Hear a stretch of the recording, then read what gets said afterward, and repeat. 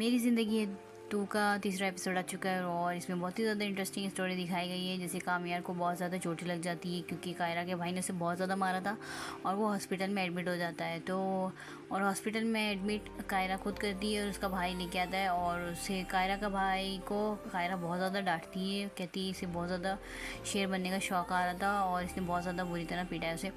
तो फिर नर्स आके बोलती है कि अगर आपको रिपोर्ट करवानी तो करवा सकते हैं क्योंकि आखिर मेरे में से कौन किसको मार सकता है।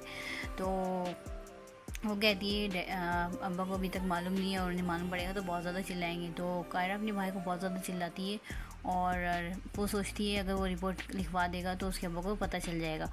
तो कामयार बुलाता है सिस्टर के ज़रिए से कायरा को और बोलता है मैं रिपोर्ट कर दूँगा अगर तुमने मुझसे दोस्ती ना की तो। और इतनी सारी चोट लगी मुझे। तो वो पूछती कैसे हो तुम, तो वो कहता है कैसा होगा दिख रहा नहीं है, मैं इतनी सारी चोट लगी है मुझे। तो वो कहती है अच्छा लाओ मैं देखती हूँ। तो वो कहता है नहीं कोई ज़रूरत नहीं, मैं ठीक हूँ। और फिर वो कहता है मुझसे दोस्ती कर लो। तो वो कहती है नहीं मैं आखिर तुमसे ज़बरदस्ती दोस्ती करूँगी तो कैसा लगेगा। तो वो कहता है ठीक है मैं कंप्लेंट नहीं करूँगा।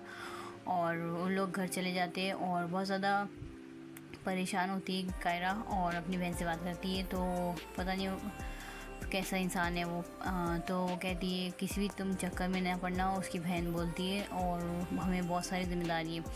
तो वो कहती है मैं भी उससे जान छुड़वाना चाहती हूँ और ऐसा कुछ नहीं है।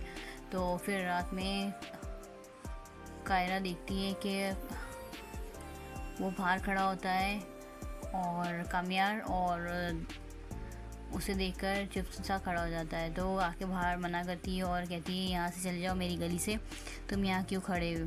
तो कामयार बोलता है मैं बस तुम्हारे मतलब देखने के लिए आया था। और तो वो कहती है नहीं अभी तुम चले जाओ यहाँ से और यहाँ पर मत आना। तो वो चले जाती है मेरी गली से निकल जाओ।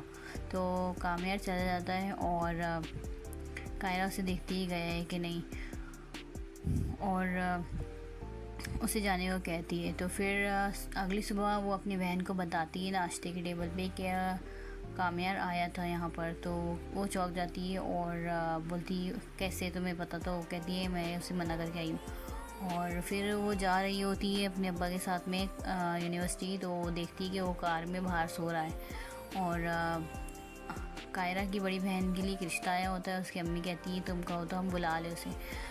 और कायरा जब पहुंचती है यूनिवर्सिटी तो फिर अपने दोस्त को लेके वापस उस कामयार के पास आती है जहाँ वो गाड़ी लेके खड़ा होता है और उसे कहती है क्या चाहते हो तुम अगर यहाँ से चले जाओ।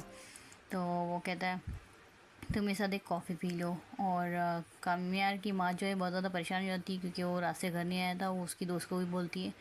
तो वो कहती है आंटी फिक्र मत कीजिए मैं बात कर लूँगी। और वो कॉफ़ी पीने के लिए उसके साथ जाती है और कहती है ठीक है हम कॉफ़ी पी लेंगे तो फिर तुम मेरा पीछे छोड़ दोगे। तो वो कहता है हाँ।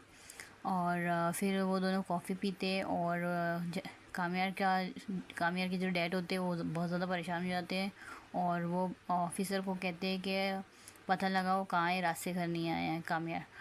तो फिर कायरा बोलती है हमने कॉफ़ी पी ली साथ में और मेरी कॉफ़ी ख़त्म भी हो गई तो अब मुझे जाना चाहिए और तुम हमारा पीछा छोड़ दो।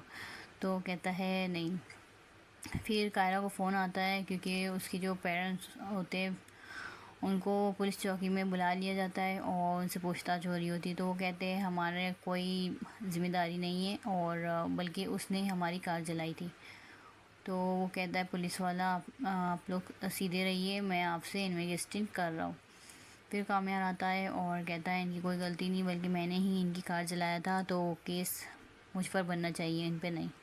तो फिर इस तरह से हमें दिखाया जाता है। फिर कामयार के जो डैड होते हैं वो उसे लेने जाते हैं पुलिस स्टेशन।